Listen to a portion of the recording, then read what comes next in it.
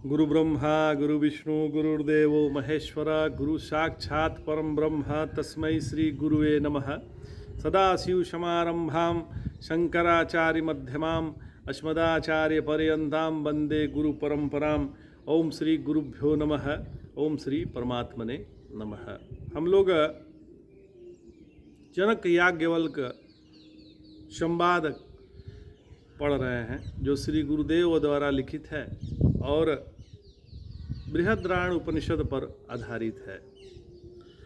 नारायण महर्षि याज्ञवल्क्य कहते हैं कि हे राजन,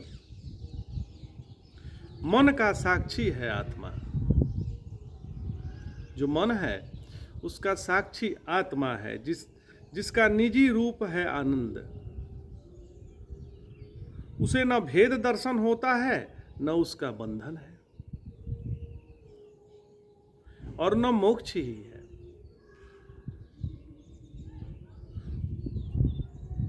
इस सभी को करने वाला है मन। अंतः बंधनादि को आत्मा का नहीं वरन मन का ही समझना चाहिए।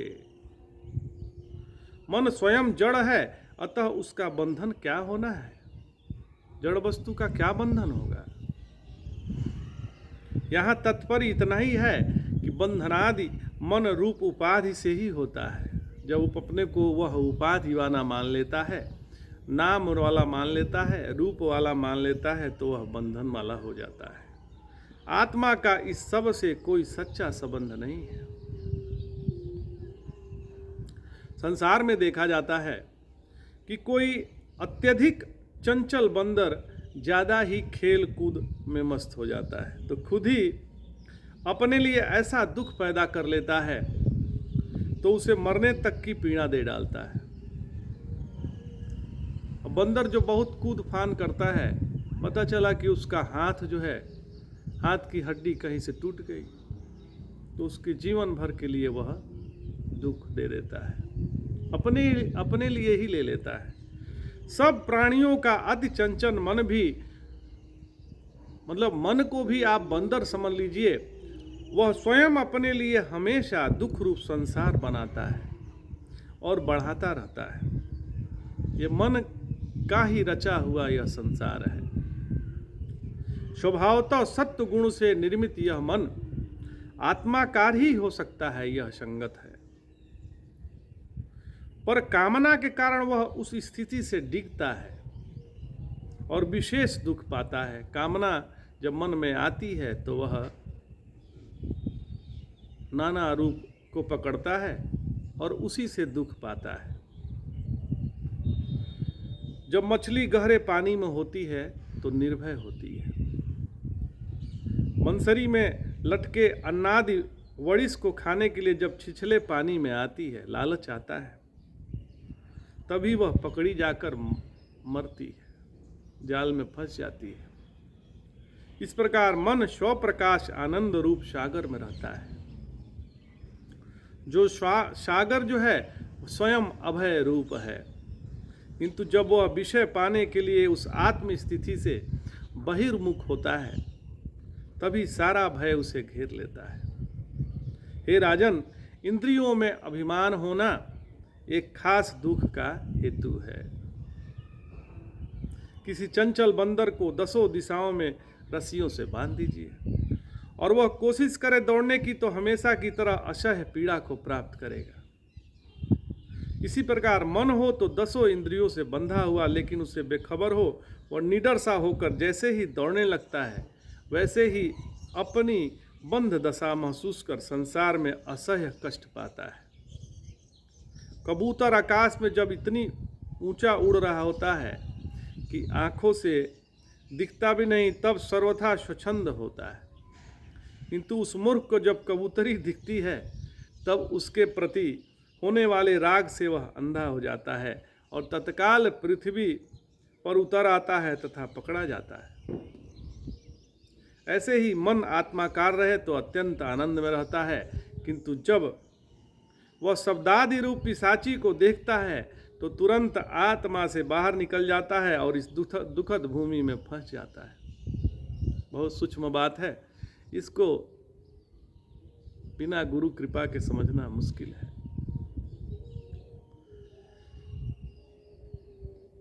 ऐसे ही मन जब तक जगताकार न ले तब तक आत्मा के आकार का ही रहे, यह स्वाभाविक है।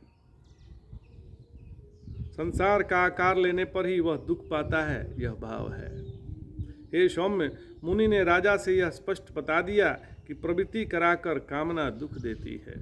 प्रवृत्ति यदि हमारा कामना करा रही है तो हमें उससे दुख ही मिलने वाला है। अब बताते हैं कि फल देने के लिए कर्म को भी कामना की सहायता चाहिए। मुनि कहते हैं कि हे राजन, बकरी आदि जो जानवर हैं पास में बंध जाने पर परतंत्र होकर एक दुखद स्थान से और अधिक दुखद स्थान पर आ जाता है। यह क्रम निरंतर चलता रहता है। ऐसे ही मन कर्म के पासों में बंधा है और जिसके कारण परवश हुआ यह बड़े कष्ट से अत्यंत दुखप्रद विषय देशों में जाता रहता है।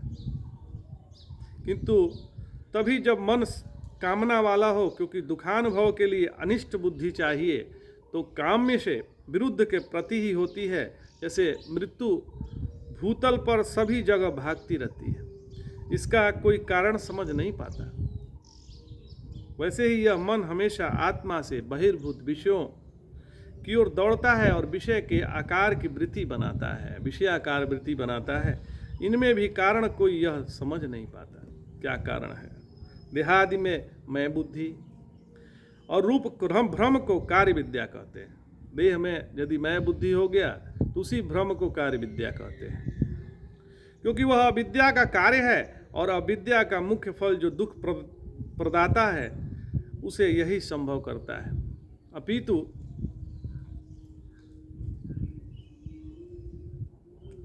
अविद्या को कार्यकारी यह भ्रम ही बना रहता है। यह शोदाहरण स्पष्ट कर देते हैं। यदि कोई रथारूढ़ व्यक्ति रथ पर घूमने का शौकीन तो हो, लेकिन उसके पांव रथ पर बांध दिए गए हों, साथ ही उसके रथ में जूते घोड़े न केवल नशे में हो वरन उन्हें बांधने वाली रस्सियां लगाम आदि भी ढीली हों, ऐसी स्थिति वाला रथारूढ़ व्यक्ति अपने घोड़े बंधनादि समेत किसी गड्ढे में गिरकर नष्ट ही होगा, क्योंकि वो अपने घोड़ों पर जो रस्सियों से बांधे गए हैं उसका पकड़ मजबूत नहीं है, और वो भी घोड़े जो इंद्रियां हैं वो भी विक्षिप्त अवस्था में हैं, नशा में हैं। ठीक इसी प्रकार जो पुरुष आत्मा मन से तदात्म किए बैठा है उसके इंद्रिय रूप घोड़े सही तरह सिखाए नहीं गए हैं। उन्हें नियंत्रित करने वाला जो लगाम है मनोरूप है, अर्थात प्रतिक्षण बदल जाने से शिथिल है। यह जब देहेंद्रीय संघात रूप रथ पर चढ़कर चलता है तब संसार रूप गड्ढे में ही गिरता है। संसार में दुख पाना भी मनोहेतुक ही है।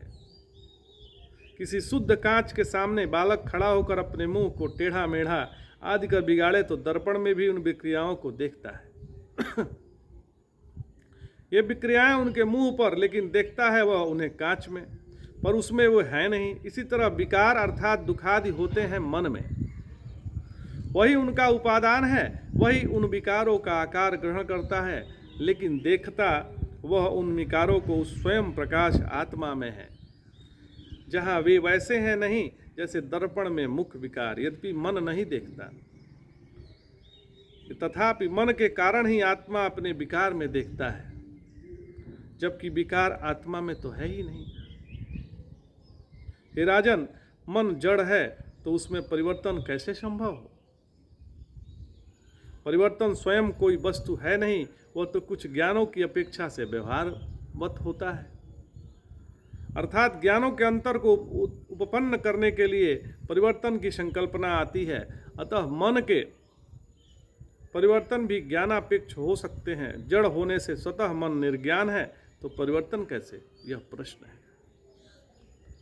उत्तर है कि ज्ञान रूप आत्मा जब मन से अत्यंत सन्निहित होता है, अर्थात उसके एक में हो जाता है, वह पता ही नहीं चलता कि ये दोनों पृथक हैं, तब मन में सारे परिवर्तन हो जाते हैं। जैसे दृष्टांत में मुख जब दर्पण के अति समीप जाता है तो प्रतिबिंब दर्पण में प्रविष्ट हो गया, तभी दर्पण में विकार प्रतीत हुए। ऐसे ही आत्मा का आभास पाकर ही मन विकारों को प्राप्त होता है, किंतु मन में परिवर्तन हो इसके लिए आत्मा की कोई चेष्टा नहीं है, उसकी केवल सन्निधि पर्याप्त है। हे राजन, इस बात को एक विलक्षण दृष्टांत देकर समझा देते हैं। देखिए, जमुरा नींबू एक प्रजाति है, अति खट्टा पदार्थ है। वह पास में अगर दिख जाए तो तुरंत मुंह में पानी आ जाता है, खट्टापन आ जाता है। जैसे अभी हम बात कर रहे हैं तो हमारे मन में खट्टापन आ गया, मुंह में खट्टापन आ गया। मन में भी अप्रसन्नता या घृणा की भावना उत्पन्न हो जाती है, जबकि वह सबके लिए बेचारे जमरे नींबू से कुछ किया नहीं है, वो तो कुछ किया नहीं है, पर भी मन खट्टा हो गया। ऐसे ही आत्मा सद्रूप, आनंद रूप, स्वप्रकाश अर्थात चिद रूप है, लेकिन केवल अपनी सन्निधि के कारण वह मन के विकारों में प्रयुक्त कर देता है। आत्मा जैसे सपने में नाना प्रकार का मन पैदा कर लेता है, सपने में दिखने वाले प्राणियों को वह मनस्वी देखता है, अतः उनकी तरह उनके मन में भी उसने बनाए हैं। वैसे ही जिस मन से विशिष्ट होकर वह सपना देख पाता है, उसे भी आत्मा ने ही बनाया है। अभिप्राय है कि असंग होने पर भी आत्मा को मन आदि जगत का कारण मानना ही पड़ता है, जिससे उसकी माया नामक अचिंत शक्ति संभव करती है। अतः उसी सामर्थ्य से वह असंग रहते हुए ही मन को विकृत होने में समर्थ भी बना देता है। अध्यास क्योंकि सत्य नहीं, इसलिए उसे आत्मा की असंगतता में भी कोई अंतर नहीं होता। तो आनंद आ गया महाराज। आज इतना ही। जय जय शंकर, हर हर शंकर, नमामि शंकर, भजामि शंकर। नमः पार्वती पतये, हर हर महादेव शंभो।